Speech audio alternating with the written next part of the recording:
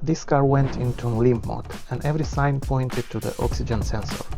I checked it visually, looked perfect, the diagnostic scan didn't throw a single error, and yet this car had a real problem.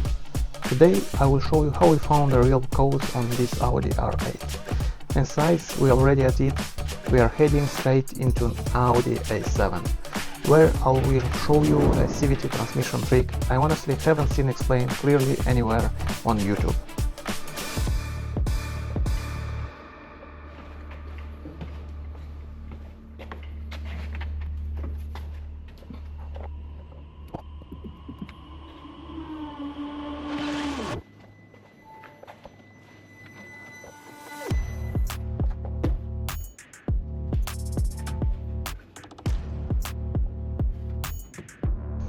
This car came in stuck in limp mode, and the initial suspicion fell on the oxygen sensor. Like always, step 1 was visual inspection. Visually, the sensor looked flawless. No corrosion, no damage, connector intact. A lot of people will stop right there and say, let's just replace the sensor. We don't guesses, we run diagnostics.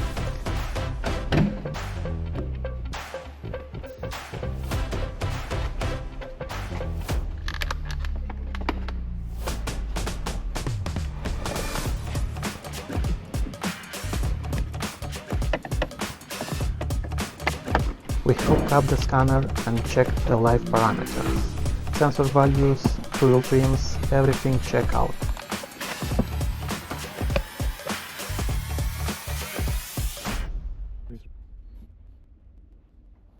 As you can see on print screen, our scanning picked up two passive sporadic codes. The first one is P108C00, telling us the exhaust gas temperature sensor 1 is hitting temperatures that are way too high.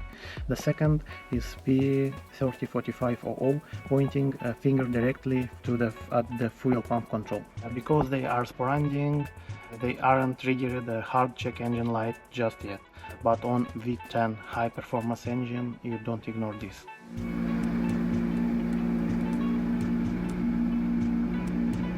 This is exactly how we are going to hunt this issue down.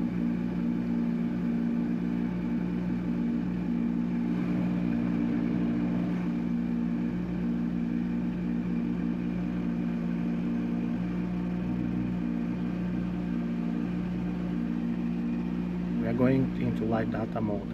We will monitoring bank 1 and bank 2.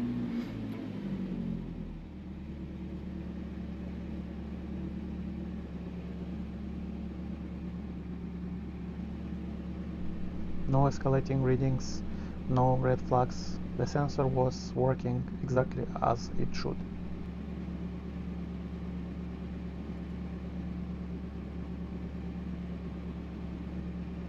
The answer came from somewhere else entirely. The car had recently been remapped, and that introduced a software glitch, a higher than normal temperature reading.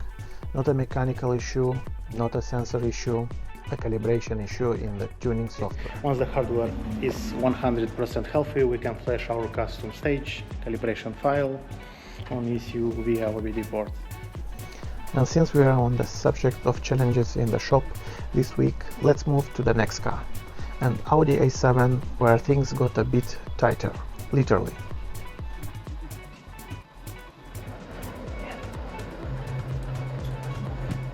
The cars need to be properly supported on a lift or axle stands, never just a jack.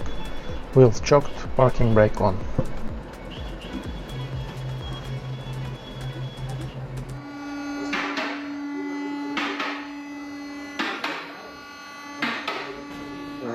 Audi R8 is finally out of limp mode.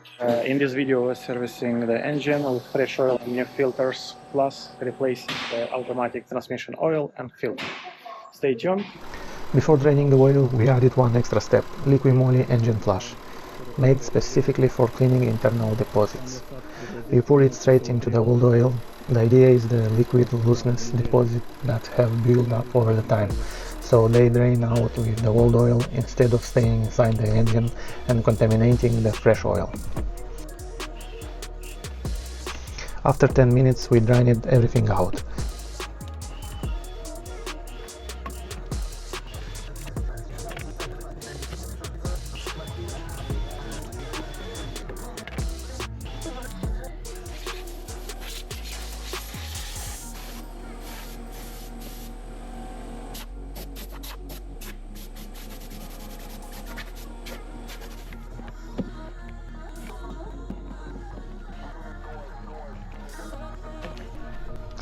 Then we moved on to the rest: air filter, cabin filter, fuel filter. Routine but essential. Every one of these directly affects the engine performance and longevity.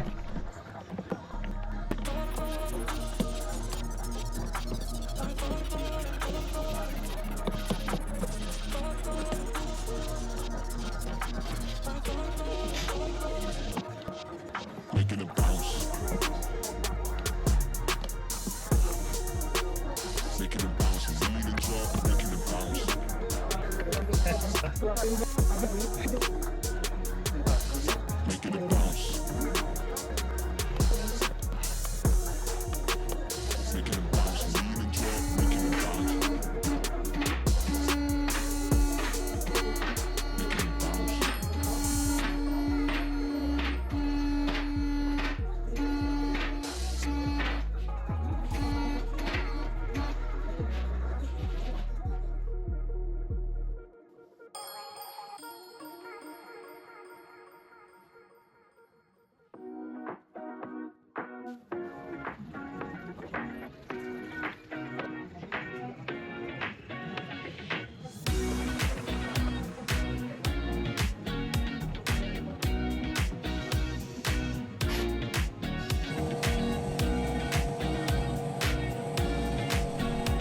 This plastic cap has scratched more Audi V6 engine than anything else under this hood.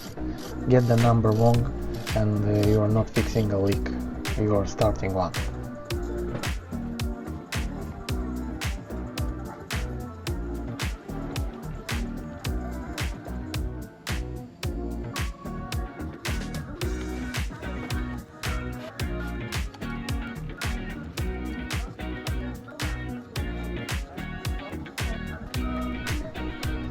Here is the real number.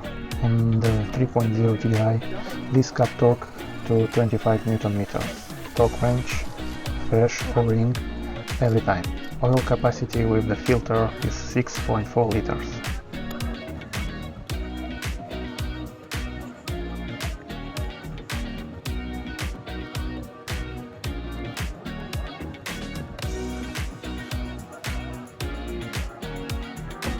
We are doing a full service on CVT automatic transmission, a gearbox that scares many mechanics, is an absolute gem when maintenance is right. Let's get our hands dirty.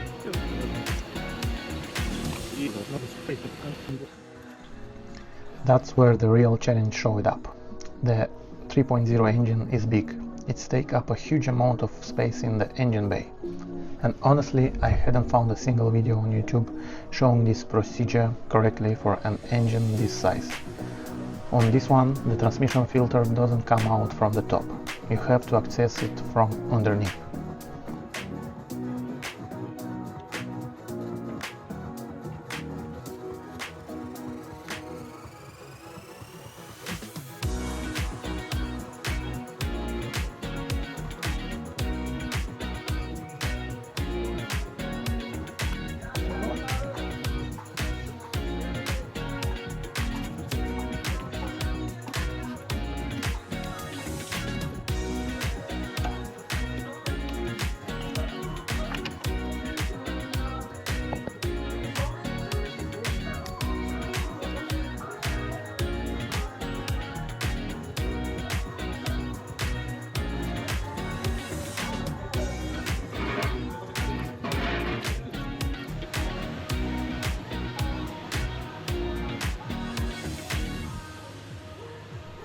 Filled it with approximately 6.5 liters of fresh fluid.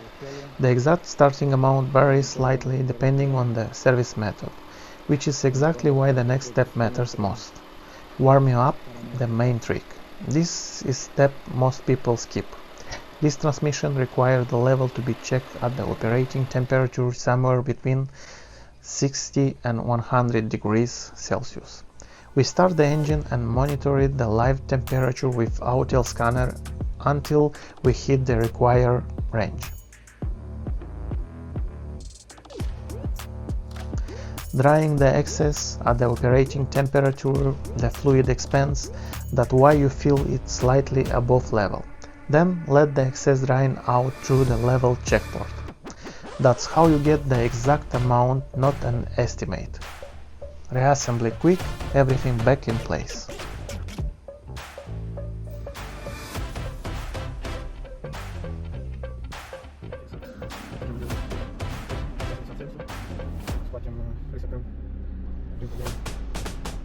Don't forget to reset service light. If you're enjoying this, hit like and subscribe. More cases like this coming. Got a CVT transmission or a mapped car acting up? Drop a comment. A7 ready to go.